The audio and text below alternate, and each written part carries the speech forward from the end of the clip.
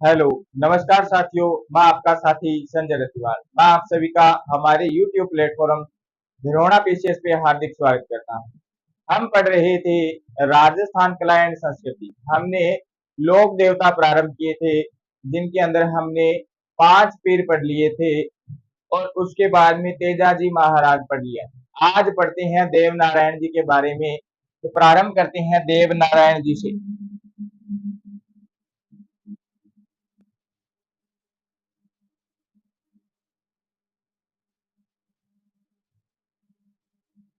देव नारायण देव नारायण जी ने बगड़ावत गुर्जर परिवार में जन्म लिया था।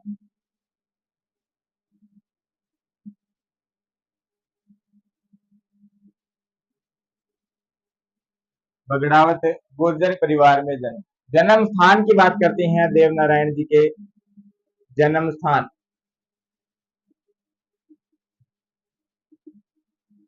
आसींद भीलवाड़ा। आसींद भीलवाड़ा में इनका जन्म होता है। पिताजी की बात करते हैं देव नारायण जी के। इनके पिताजी की बात करें तो सुवाई भोज। माता की बात करते हैं शेडू। पत्नी की बात करते हैं देव नारायण जी की पत्नी धार के राजा जय सिंह परमार की राजकुमारी थे ये पीपल दे।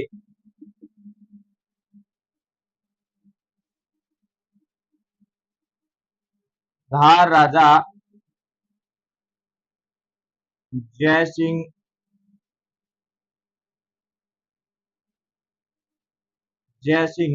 परमार की पुत्री।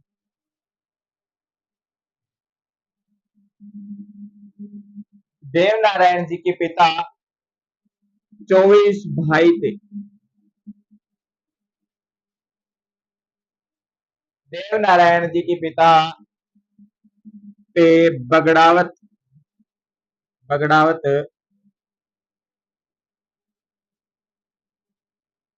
पुस्तक है एक लक्ष्मी कुमारी चुंडावत की। लक्ष्मी कुमारी चुंडावत। बगड़ावतों पे लक्ष्मी कुमारी चुंडावत ने पुस्तक लिखी। सवाई भोज की बात करते हैं। इनके पिता भिनाई के राजा भाग के खिलाफ युद्ध में मारे जाते हैं। वीर गति को प्राप्त हो जाते हैं। भिनाई राजा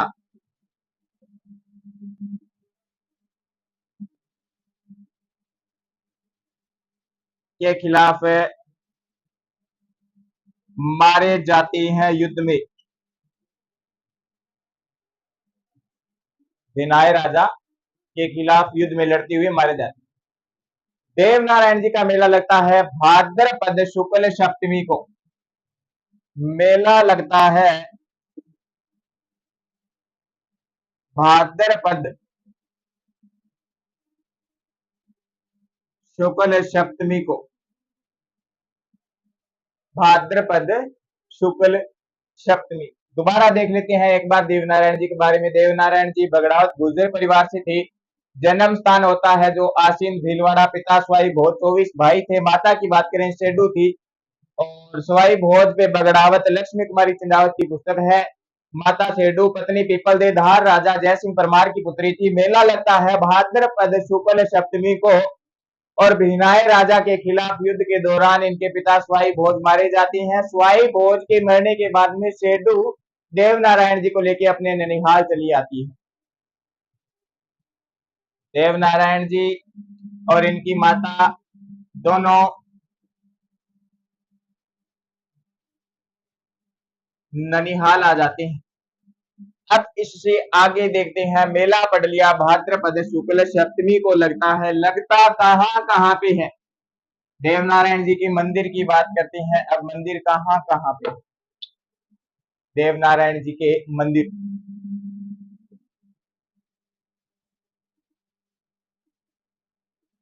आसींद में जन्म होता है तो आसींद भीलवाड़ा में मंदिर है।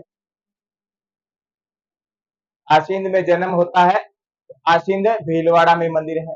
देवमाली, देवमाली है ब्यावर में, पहले अजमेर में था, अब ब्यावर ही है। और देखते हैं देवधाम, देवधाम जोधपुरिया, जोधपुरिया टोंक, जोधपुरिया टोंक। देवडूंगरी, देवडूंगरी चित्तौड़। और ये जो मंदिर है देवडूंगरी वाला, ये महाराणा सांगा द्वारा बनवाया गया, राणा सांगा ने बनवाया था। इन स्थानों पे देव नारायण जी का मेला लगता है भाद्रपद शुक्ल सप्तमी को। देव नारायण की फड़ गुज्जर भोपे बजाते हैं, बांचते हैं सॉरी, और इनके फड़ बांचते समय जंतर वाद्य यंत्र का उपयोग होता है, जंतर वाद्य यंत्र का उपयोग होता है। देव नारायण जी की फड़ सबसे लंबी फड़ है, सबसे लंबी फड़ है। ऐसा कहा जाता है इस फड़ को 3 पहर बांधा जाए तो लगभग 6 महीने लग जाते हैं बांधने में, इसे गाने के अंदर। लोकप्रिय फड़ मैंने आपको बताई थी जब हमने बाबूजी पढ़ा था तब।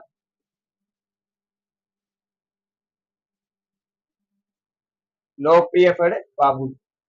इस देव नारायण जी की फड़ पे डाक टिकट जारी हो चुका है, और देव नारायण जी सभा पे भी डाक टिकट जारी हो चुका है।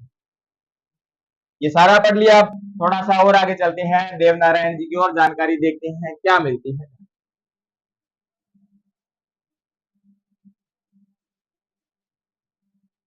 देव नारायण जी को विष्णु का अवतार कहा जाता है।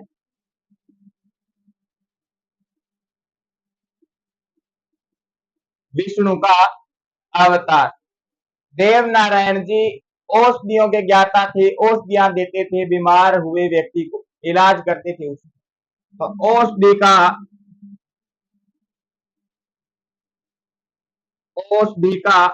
देवता, औषधि का देवता कहा जाता है। देव नारायण जी के मंदिर में नीम के पत्ते चढ़ाए जाते हैं, देवता थे औषधियों की, तो ये भी नीम के पत्ते भी एक औषधि है जिसके पत्ते चढ़ाए जाते हैं। देव नारायण जी के मंदिर में मूर्ति नहीं होती है,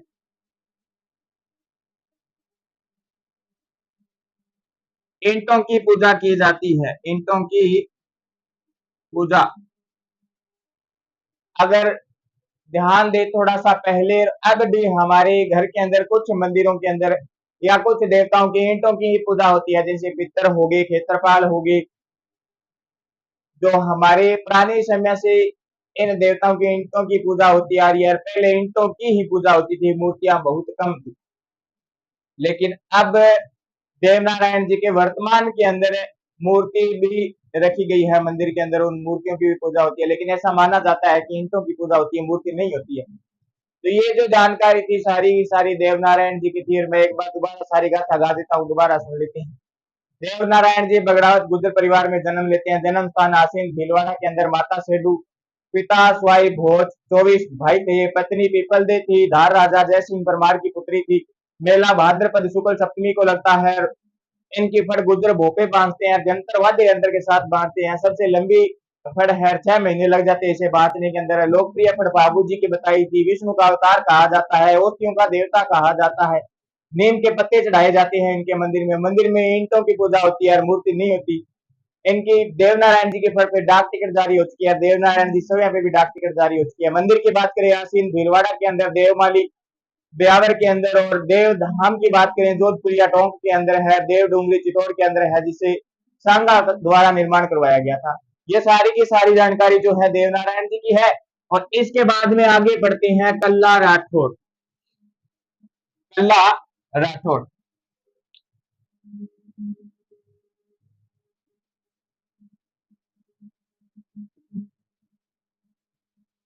कल्ला जी राठौड़। कल्ला जी राठौड़ के बारे में। इनका जन्म 1544 ईस्वी में सामियाना गांव मेरता सिटी नागौर में होता है। 1500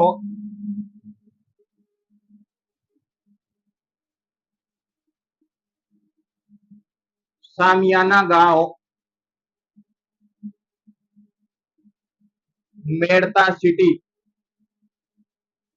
नागौर नागौर में इनका जन्म हुआ। इनके पिताजी की बात करें, आस सिंह जी। इनके पिताजी का नाम आस सिंह जी।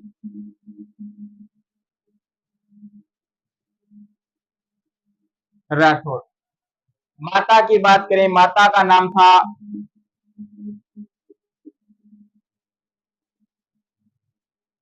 माता रत्नी।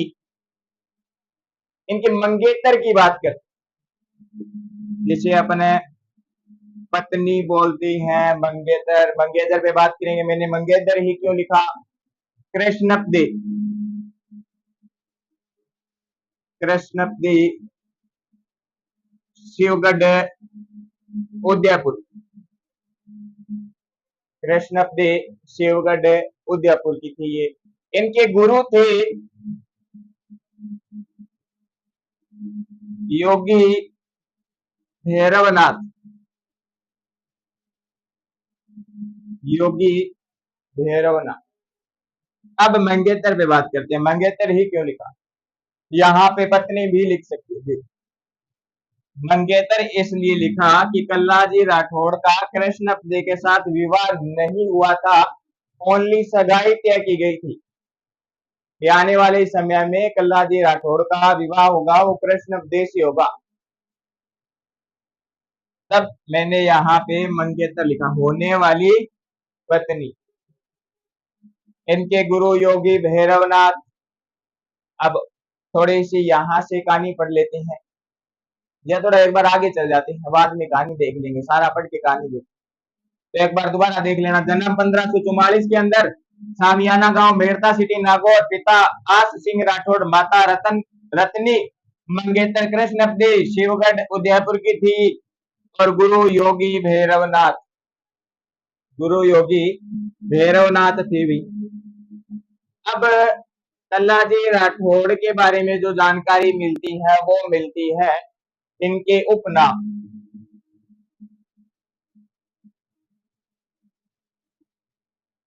उपनाम की बात करें तो इनको कर्णध्वज कहा जाता है। ये कर्णध्वज इसलिए कहा जाता है कि ये बचपन से ही भूत प्रेत का इलाज करते थे, जादू टोना करते थे। जिसके अंदर भूत प्रेत है उसके भूत प्रेत बाहर निकालते थे हमारे कल्लाजी राठौड़। ठीक है जी।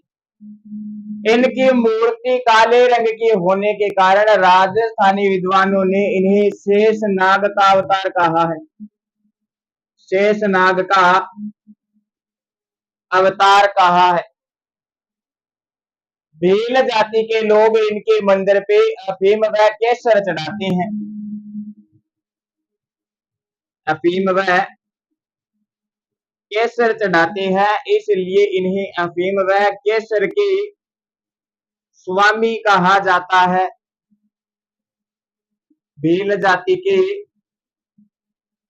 लोगों द्वारा। मान ली बात। एक नाम और मिलता है बाल ब्रह्मचारी।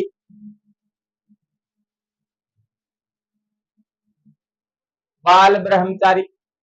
बाल ब्रह्मचारी इनको इसलिए कहा जाता है कि इनका विवाह नहीं हुआ था, वो सगाई तय थी और विवाह होने से पहले ही खत्म हो जाते हैं, कुंवारे ही रह जाते हैं, इसलिए इन्हें बाल ब्रह्मचारी कहा गया। एक नाम और मिलता है, वो नाम है चार हाथों वाले देवता। चार हाथों वाले देवता। आजकल थोड़ा एक प्रश्न और उठ रहा है, हमारी बोर्ड जैसा मन करे वैसे प्रश्न बना सकती है, और वो प्रश्न है, दो सिर वाले देवता किसे कहा जाता है? दो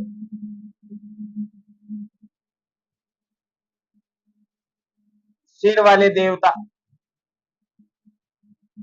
और आने वाले समय में ये प्रश्न थोड़ा और घूम जाएगा, 4 हाथ 2 सिर व 4 पांव वाले देवता किसे कहा जाता है? तो अपन प्रथम समय से ही ऐसा पढ़ते आ रहे हैं कि 4 हाथों वाले देवता जो है कल्लाजी राठौड़ है। अब 2 सिर वाले देवता भी और याद कर लिया, वो भी कल्लाजी राठौड़ है। आने वाले में 2 पांव 4 पांव और जोड़ देंगे, फिर कुछ समय बाद में मिला के इनकी अंगुलियां वगैरह जोड़ के प्रश्न बढ़ता ही जाएगा, है ना। आरपीएससी आरएमएसएस भी कुछ भी बना सकती है, तो अपन को तो याद करने में कोई दिक्कत है ही नहीं। अगर इतनी जानकारी याद है कि 4 हाथों वाले देवता जो थे वो कल्लाजी राठौड़ थे, तो धीरे धीरे वैसे ही याद हो ही जाएगा, कोई दिक्कत है ही नहीं। जितनी संख्या बढ़ती है वो इधर से याद कर लेंगे।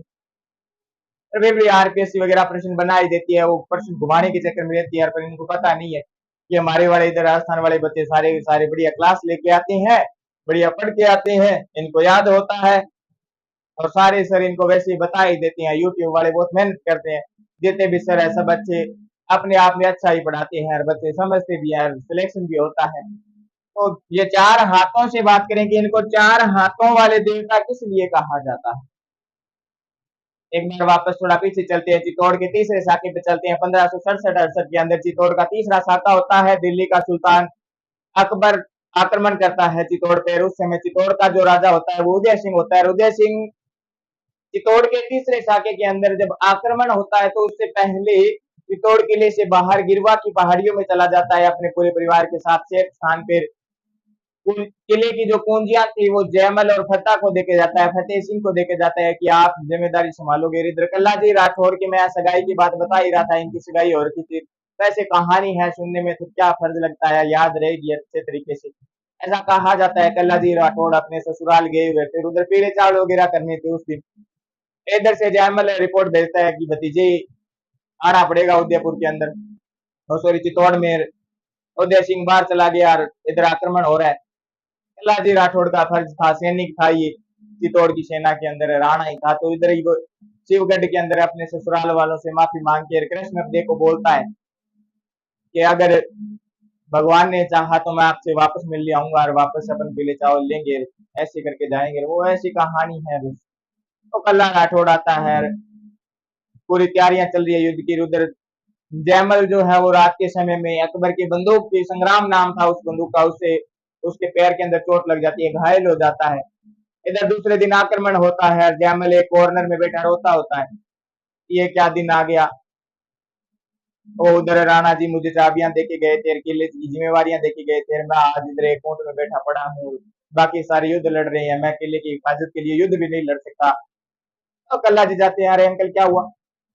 होना क्या था, वो रात को पेड़ में गोली लग गई, अब युद्ध नहीं लड़ सकता, जख्म भारी हो गया है, चल ही नहीं पा रहा। कल्ला जी बोलते हैं अरे क्या टेंशन, कल्ला राठौड़ है तो कोई चिंता करने की बात नहीं। कल्ला जी राठौड़ जयमल को अपने कंधों में बिठाते हैं और युद्ध के मैदान में उतर जाते हैं। ऐसा कहा जाता है कि दोनों ही योद्धा खतरनाक तरीके से युद्ध लड़ते हैं, अकबर की आधी सेना को दोनों अकेले चेप देते हैं। अंतिम समय में एक तरफा सा था ये सारा का सारा युद्ध, लेकिन फिर अकबर की सेना ने हमारे वाले सैनिकों पे आक्रमण थोड़ा और तेजी से किया और उनको हरा दिया लास्ट में। दोनों ही लड़ते हुए, एक कहानी और बताई जाती है कि अकबर की सेना में से किसी ने भाला मारा था फेंक के, वो भाला कल्ला राठौड़ की गर्दन पे आके लगता है, कल्ला राठौड़ की गर्दन अलग हो जाती है, कल्ला राठौड़ नीचे गिरता है और जयमल भी साथ में गिर जाता है। दोनों लड़ते हुए वीरगति को प्राप्त हो जाते हैं। लास्ट में फतेह बचता है, फतेह भी वीरगति को प्राप्त हो जाता है। तो भाला लगता है तब कल्ला राठौड़ की गर्दन धड़ से निकल के वो शिवगढ़ की तरफ जाके गिर जाती है। मैंने बताया था कल्ला राठौड़ जब आते हैं तो वो कृष्ण अपने को कह के आते हैं कि भगवान ने चाहा तो वापस मिलेंगे ना, रब ने चाहा था ऐसी फेर मिलेंगे, वो वाली बात है। रब ने चाहा तो था पर अच्छे तरीके से नहीं चाहा, ओनली गर्दन गर्दन मिली, और कृष्ण अपने उस गर्दन को अपनी झोलियों में लेके गले से लगा के रोती है, और वो भी फिर अब गर्दन का क्या करे फिर। ऐसे करके कल्लाजी राठौड़ जयमल व फतेह तीनों ही व्यक्ति और इनके साथ जितनी सेना थी वो वीरगति को प्राप्त हो जाती है। और तीसरा साका चित्तौड़ का होता है 1568 में। लेकिन ये कल्लाजी राठौड़ जयमल को अपने कंधों पे बिठा के युद्ध लड़ते हैं, तो जयमल के 2 हाथ और कल्ला के 2 हाथ दोनों मिला के हो गए 4 हाथ, और ये उस युद्ध में देवता की तरह लड़ते हैं, इसलिए कल्ला राठौड़ को देवता माना जाने लगा। और 2 हाथ ये और 2 हाथ ये, तो कुल मिला के हो गए 4 हाथ, इसलिए कल्ला राठौड़ को 4 हाथों वाला देवता कहा जाता है। तो ये थी कल्ला राठौड़ की जानकारी, एक बार दोबारा दोहरा देता हूँ थोड़ा अच्छे तरीके से ताकि याद रहे। कल्ला राठौड़ का जन्म होता है 1544 के अंदर सामियाना गांव बेड़ता सिटी नागौर के अंदर। पिता का नाम आश सिंह राठौड़, माता का नाम रत्नी और मंगेतर इनकी जो थी वो कृष्ण देती थी, वो गडोदियापुर से थी।